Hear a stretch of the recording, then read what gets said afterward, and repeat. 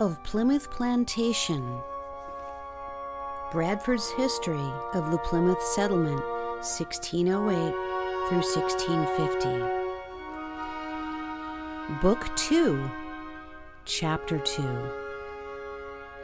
The Mayflower returns, death of John Carver, William Bradford governor, trade with the Massachusetts, the first marriage, friendship with Massasoit confirmed, Hobomock, expedition against Corbitant, the first harvest, arrival of Robert Cushman with 35 settlers, fortune returns, Leyden the Narragansett's challenge, Christmas Day, 1621.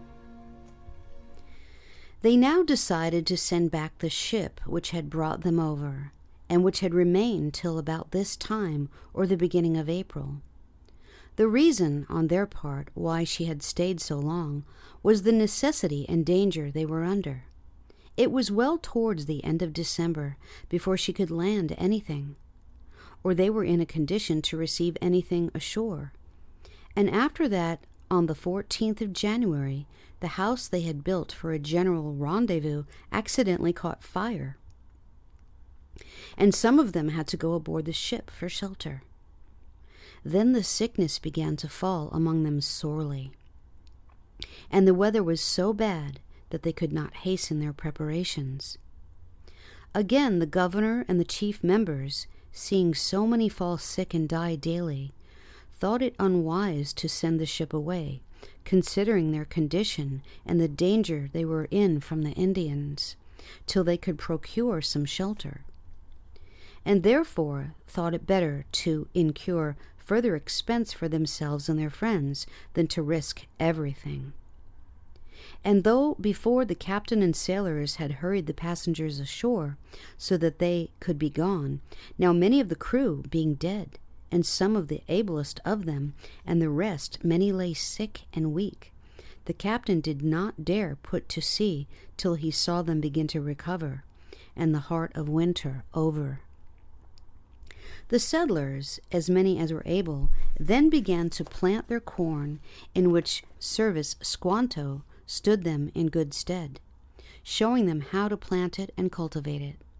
He also told them that unless they got fish to manure this exhausted old soil, it would come to nothing, and he showed them that in the middle of April plenty of fish would come up the brook by which they had begun to build, and taught them how to catch it, and where to get other necessary provisions, all of which they found true by experience. They sowed some English seed, such as wheat and peas, but it came to no good, either because of the badness of the seed or the lateness of the season or some other defect. This April, while they were busy sowing their seed, their governor, Mr. John Carver, one hot day came out of the field very sick. He complained greatly of his head and lay down, and within a few hours his senses failed. He never spoke again, and died a few days after. His death was much lamented, and depressed them deeply, with good cause. He was buried in the best manner possible, with some volleys of shot by all that bore arms, and his wife, a weak woman, died 5 or 6 weeks after him. Shortly after, William Bradford was chosen governor in his stead, and having not yet recovered from his illness, in which he had been near the point of death, Isaac Allerton was appointed assistant to him. These two, by renewed election each year, continued several years together. This I here note, once for all. On May 12th, the first marriage here took place, which, according to the laudable custom of the Low Countries in which they had lived, it was thought proper for the magistrate to perform, as a civil institution upon which many questions about inheritances depend, and other things requiring their cognizance, as well as being conversant with the Scriptures, Ruth 4, and nowhere mentioned in the Gospels as part of the minister's duty. A side note is entered here. This decree, or law about marriage, was published by the states of the Low Countries in A.D. 1590, that those of any religion, after lawful and open publication, coming before the magistrates in the town or state house, were to be orderly by them married one to another. Petet's History, FOL. 1029. And this practice was continued by the colony and has been followed by all the famous churches of Christ in these parts to this time, A.D. 1646. Having now made some progress with their affairs at home, it was thought advisable to send a deputation to their new friend Massasoit, and to bestow upon him some gratuity to bind him faster to them, also at the same time to view the country, and see in what manner he lived, what strength he had about him, and what was the way to his place, if at any time they should have need. So on July 2nd, they sent Mr. Edward Winslow and Mr. Hopkins with the aforesaid Squanto for their guide. They gave Massasoit a suit of clothes and a horseman's coat with some other small things, which were kindly accepted, though they found but short commons and came home both weary and hungry. The Indians in those times did not have nearly so much corn as they have had since the English supplied them with hoes, and set them an example by their industry in preparing new ground therewith. Massasoit's place was found to be 40 miles off, and the soil good, but his people had died in great numbers during the recent plague throughout these parts about 3 years before the coming of the English. Thousands of them died until the living were not able to bury the dead, and their skulls and bones were found in many places lying still above ground, where their houses and dwelling places had been. A very sad spectacle. But they brought word that the Narragansetts lived just on the other side of the great bay, and were a strong, populous tribe living close together, and had not been attacked by this wasting plague. About the latter end of this month, one John Billington lost himself in the woods, and wandered up and down for about 5 days, living on berries and what he could find. At length he came across an Indian plantation 20 miles to the south, called Manamet. They conveyed him further off to Nauset, among the Indians who had set upon the landing party when they were coasting, and whilst their ship lay at the Cape, as before noted. But the governor caused him to be inquired for among the Indians, and at length Massasoit sent word where he was, and the governor sent a shallop for him, and had him delivered. The Indians there also came and made their peace, and full satisfaction was given by the settlers to whose corn they had found and taken when they were at Cape Cod. Thus their peace and acquaintance was pretty well established with the natives about them. Another Indian, called Hobomock, came to live with them, a fine strong man, of some account amongst the Indians for his valor and qualities. He remained very faithful to the English till he died. He and Squanto having gone upon business among the Indians, a Sachem called Corbitant, allied to Massasoit, but never a good friend to the English to this day, met with them at an Indian town called Namamassaket, 14 miles west of this, and whether out of envy of them or malice to the English, began to quarrel with them, and threatened to stab Hobomock. But he, being a strong man, cleared himself of him, and came running away, all sweating, and told the governor what had befallen him, and that he feared that he had killed Squanto, for they threatened them both, for no other reason than that they were friends to the English and serviceable to them. The governor taking counsel, it was decided not to pass over it, For if they allowed their friends and messengers to be harmed, none would associate with them or give them intelligence or do them service afterwards. And next thing, the Indians would fall upon them too. So it was resolved to send the captain and 14 men well armed, and to go and fall upon them in the night. And if they found that Squanto was killed, to cut off Corbiton's head, but not to hurt any but those who had a hand in it. Hobomock was asked if he would go and be their guide and bring them there before day. He said he would, and could show them the house where Corbiton lived and where he was. They set forth on the 14th of August and surrounded the house, and the captain, giving orders to let none escape, entered to search for him. But he had gone away that day, so they missed him, but learned that Squanto was alive, and that Corbiton had only threatened to kill him, and made as if to stab him, but did not. So they withheld their punishment, and did no more harm. And the people came trembling, and brought them the best provisions they had, when they had been acquainted by Hobomock with their purpose. 3 Indians, badly wounded, broke out of the house, and tried to pass through the guard. These they brought back with them, and had their wounds dressed and cured, and then sent them home.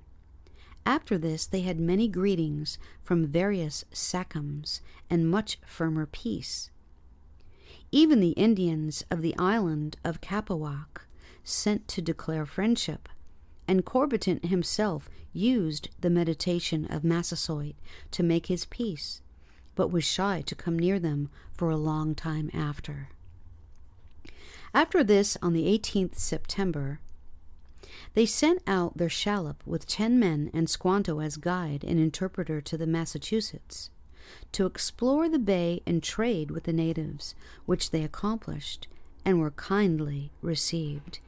The Indians were much afraid of the Tarantines, a tribe to the eastward, who used to come at harvest time and take away their corn and often kill some of them. They returned safely and brought home a good quantity of beaver and reported on the place, wishing they could have settled there. But it seems that the Lord, who assigns to all men the bounds of their habitations, had appointed it for another use, and thus they found the Lord to be with them in all their ways, and to bless their outgoings and their incomings, for which let his holy name have the praise forever to all posterity. They began now to gather in the small harvest they had, and to prepare their houses for the winter, being well recovered in health and strength, and plentifully provisioned. For while some had been thus employed in affairs away from home, others were occupied in fishing for cod, bass, and other fish, of which they caught a good quantity, every family having their portion. All the summer there was no want, and now, as winter approached, wild fowl began to arrive, of which there were plenty when they came here first, though afterwards they became more scarce. As well as wild fowl, they got abundance of wild turkeys, besides venison, etc. Each person had about a peck of meal a week, or now, since harvest, Indian corn in that proportion, and afterwards many wrote at length about their plenty to their friends in England, not feigned but true reports. In November, about 12 months after their arrival, there came a small ship unexpectedly, bringing Mr. Cushman, so much spoken of before, and with him 35 persons to remain and live in the plantation, at which they rejoiced not a little. And the new arrivals, when they came ashore and found all well, and saw plenty of victuals in every house, were no less glad. Most of them were healthy young men, many of them wild enough, who had little considered what they were undertaking, till they reached the harbor of Cape Cod, and there saw nothing but a naked and barren place. They then began to wonder what would become of them should the people be dead or cut off by the Indians. So hearing what some of the sailors were saying, they began to plot to seize the sails, lest the ship should go and leave them there. But the captain, hearing of it, gave them good words, and told them that if any misfortune should have befallen the people here, he thought he had food enough to take them to Virginia, and whilst he had a bit, they should have their share, which satisfied them. So they were all landed. But they brought not so much as biscuit cake, or any other victuals with them, nor any bedding except some poor things they had in their cabins, nor pot nor pan to cook any food in, nor many clothes, for many of them had sold their coats and cloaks at Plymouth on their way out. But some birching lane suits were sent over in the ship, one of which were supplied. The plantation was glad of this addition of strength, but could have wished that many of them had been of better class, and all of them better furnished with provisions. But that could not now be helped. In this ship, Mr. Weston sent a long letter to Mr. Carver, the late governor, now deceased, full of complaints and expostulations about the former troubles at Southampton, and keeping the ship so long in the country, and returning her without lading, etc., most of which for brevity I omit. The rest is as follows. Mr. Weston, in England, to Mr. John Carver, at New Plymouth. I never dared acquaint the adventurers with the alterations in the conditions first agreed on between us, which I have since been very glad of. For I am well assured that had they known as much as I do, they would have not ventured a halfpenny of what was necessary for this ship. That you sent no lading back with the ship is strange and very properly resented. I know your weakness was the cause of it, and I believe more weakness of judgment than weakness of hands. A quarter of the time you spent in discoursing, arguing, and consulting would have done much more, but that is past. If you mean bona fide to perform the conditions agreed upon, do us the favor to copy them out fair and subscribe them with the names of your principal members, and likewise give us account, as particularly as you can, how your money was laid out. Then I shall be able to give them some satisfaction, while I am now forced to put them off with good words, and consider that the life of this business depends on the lading of this ship.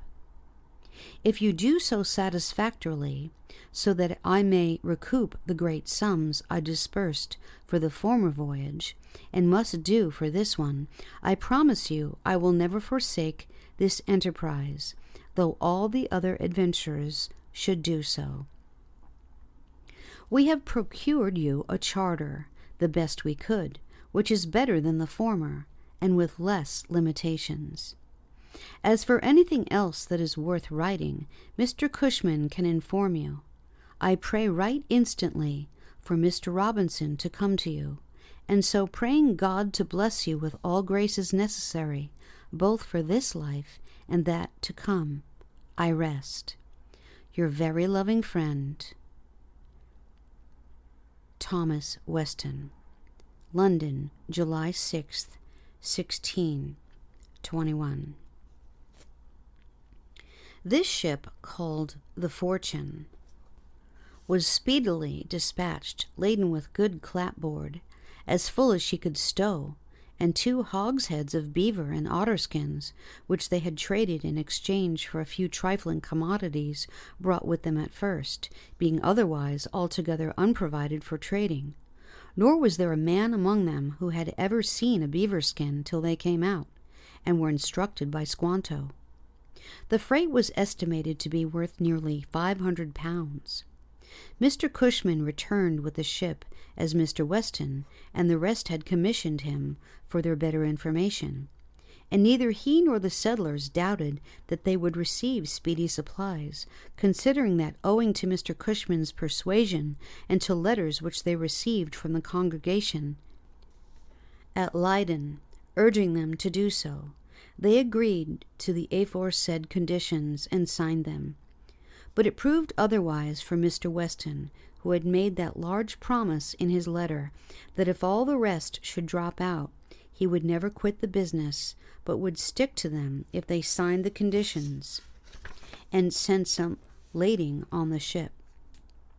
And of this Mr. Cushman was equally confident, confirming it by Mr. Weston's own words and serious protestations to himself before he left.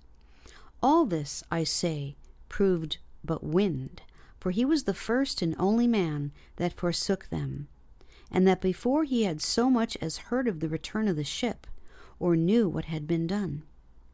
So vain is confidence in man. But of this, more in its place. A letter in answer to that written by Mr. Weston to Mr. Carver was sent from the governor, of which so much as is pertinent to the thing in hand I will insert here. Governor Bradford at New Plymouth to Mr. Weston in England. Sir, your long letter written to Mr. Carver and dated July 6, 1621, I received on November 10th, wherein, after the apology made for yourself, you lay many imputations upon him and us all. Touching him is now departed this life, is at rest in the Lord from all these troubles and encumbrances with which we yet strive. He needs not my apology, for his care and pains were so great for the common good, both ours and yours, that as it is thought, he thereby oppressed himself and shortened his days, of whose loss we cannot sufficiently complain. At great expense in this adventure, I confess you have been, and many losses may sustain, but the loss of his and many other industrious men's lives cannot be valued at any price. Of the one there may be hope of recovery, but the other no recompense can make good.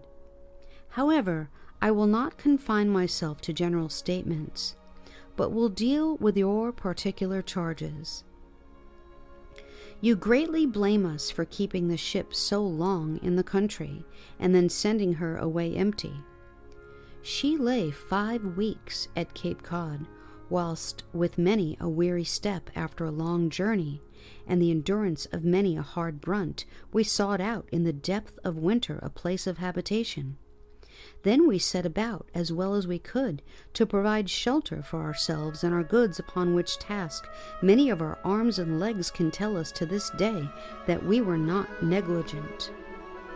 But it pleased God to visit us then with death daily, and with a disease so disastrous that the living were scarcely able to bury the dead, and the healthy not in any measure to tend the sick.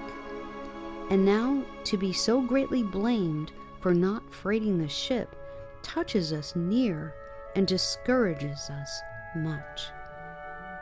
But you say you know we shall plead weakness. And do you think we had not cause? Yes, you tell us you believe it, but that it was more weakness of judgment than of hands. Our weakness herein is great, we confess. Therefore, we will bear this rebuke patiently with the rest, till God send us wiser men. But those who told you we spent so much time in discoursing and consulting, etc., their hearts can tell their tongues they lie. They care not, so that they salve their own sores, how they wound others. Indeed, it is our calamity that we are beyond expectation yoked with some ill-disposed people, who, while they do no good themselves, corrupt and abuse others. The rest of the letter stated that they had subscribed to the conditions according to his desire, and sent him the previous accounts very exactly.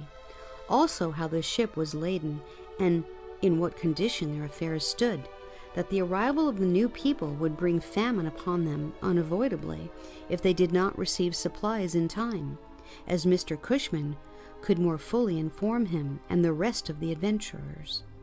Also that seeing he was not satisfied in all his demands, he hoped offenses would be forgotten, and he would remember his promise, etc. After the departure of this ship, which did not stay above 14 days, the governor and his assistant, having disposed the new arrivals among several families, as best they could, took an exact count of all their provisions in store, and proportioned the same to the number of persons, and found that it would not hold out above 6 months at half allowance, and hardly that. They could not well give less this winter till fish came in again, so they were presently put on half allowance, one as well as another. It became irksome, but they bore it patiently, hoping to receive fresh supplies. Soon after the ship's departure, the great Narragansett tribe, in a braving manner, sent a messenger to them with a bundle of arrows tied about with a great snakeskin, which their interpreters told them was a threatening challenge. Upon which the governor, with the advice of the others, sent them a round answer, that if they would rather have war than peace, they might begin when they would. They had done them no wrong, neither did they fear them, nor would they find them unprepared. They sent the snakeskin back by another messenger with bullets in it, but they would not receive it, and returned it again. These things I need merely mention, because they are fully dealt with in print by Mr. Winslow at the request of some friends. The reason was probably their own ambition, thinking since the death of so many of the Indians to domineer and lord it over the rest, and that the English would be a bar in their way, Massasoit having taken shelter already under their wings. But this made the settlers more careful to look to themselves. They agreed to enclose their dwellings in a good strong stockade, and make flankers in convenient places with gates to shut. These they locked every night, and a watch was kept. And when need required, there were also outposts in the daytime. The colonists, at the captain's and governor's advice, were divided into 4 squadrons, and every one had his quarter appointed to which to repair at any sudden alarm, and in case of fire, a company with muskets was appointed as a guard to prevent Indian treachery, whilst the others quenched it. This was accomplished very cheerfully, and the town was enclosed by the beginning of March, every family having a pretty garden plot. Herewith I shall end this year, except to recall one more incident, rather amusing than serious. On Christmas Day, the governor called the people out to work as usual, but most of the new company excused themselves and said it went against their consciences to work on that day. So the governor told them if they made it a matter of conscience, he would spare them till they were better informed. So he went with the rest and left them, but on returning from work at noon, he found them at play in the street, some pitching the bar, some at stool ball, and such like sports. So he went to them and took away their games, and told them that it was against his conscience that they should play and others work. If they made the keeping of the day a matter of devotion, let them remain in their houses, but there should be no gaming and reveling in the streets. Since then, nothing has been attempted in that way, at least openly. This is where I will end my reading and recording of Plymouth Plantation. The full work has been Book 1, Chapters 1 through 10, Book 2, Chapters 1 and 2. I felt it appropriate to leave off in the chapter that includes the first harvest, which is now become known as the very first Thanksgiving. I hope you've enjoyed the full reading and recording, and I wish you all a very happy Thanksgiving. This writing has been read by Laura Casale in the year 2021.